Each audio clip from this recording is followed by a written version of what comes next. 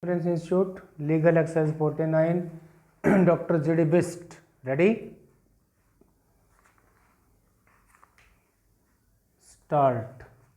From the materials on record, it is evident that the appellant or plaintiff had a genuine claim which was considered in great detail by the trial court and supported by oral and documentary evidence.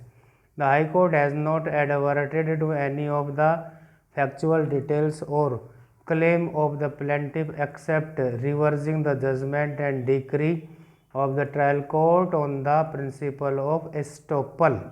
Though the matter could be remitted to the High Court for consideration in respect of merits of the claim and judgment and decree of the trial court, inasmuch as the work had been completed in August 1973. Final bill was raised on 31st March 1974 and additional claim was raised on 16th March 1976. To curtail the report of litigation, it would be appropriate that this court scrutinizes all the issues framed by the trial court, its discussion and ultimate conclusion based on the pleadings and supported by the materials. Issue number 15 in the trial court judgment related to estoppel, which has been decided in favor of the plaintiff. In respect of other issues relating to execution of extra work, the trial court based its findings on the materials placed, accepted certain items in toto and rejected certain claims, and ultimately rightly granted a decree for a sum of rupees 2 lakhs with appropriate costs and interest at the rate 6% per annum from the date of the suit till realization, and the plaintiff is entitled to the said amount. The impugned judgment of the High Court is set aside and the judgment and decree of the trial court restored. The issue that falls for consideration in the present appeals is whether the appellant would be entitled for refund of the tax which was paid by him to the seller in view of the provisions of section 44 of the Kerala Central Sales Tax Act 1963. One additional issue which was urged at the time of hearing of the appeals and requires consideration by this court is as to whether the appellant would at all be entitled to claim exemption under section 5 subsection 3 of the Central Sales Tax Act 1956, as at the time of sale the appellant could not allegedly show any evidence that it was the penultimate sale of tea. The appellants are exporters of tea. Stop. Repeat. Ready? Start.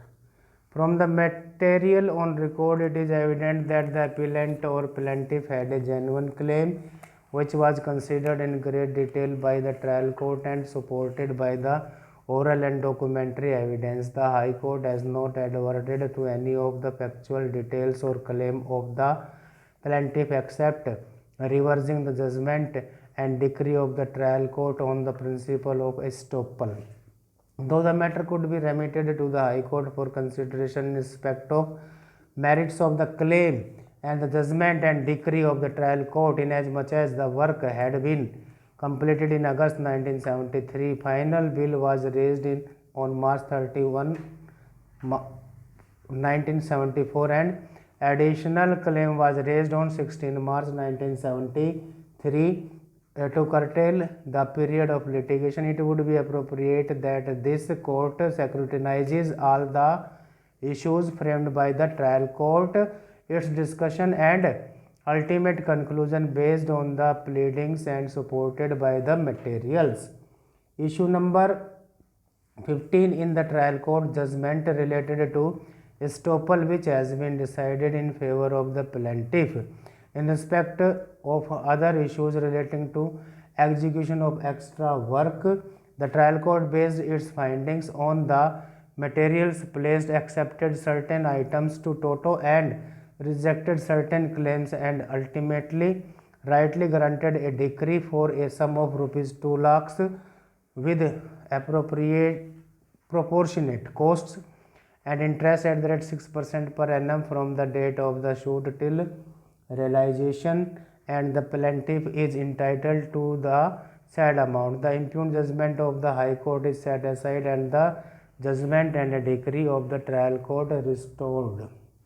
The issue that falls for consideration in the present appeals is whether the appellant would be entitled for refund the tax which was paid by him to the seller in view of the provisions of section 44 of the Kerala General Sales Tax Act 1963. One additional issue which was urged at the time of hearing of the appeals and requires consideration by this court is as to whether the appellant would at all be entitled to claim exemption under section 5 subsection 3 of the Central Sales Tax Act 1956, as at the time of sale the appellant could not legally show any evidence that it was the penultimate sale of tea. The applicants are exporters of tea. Stop.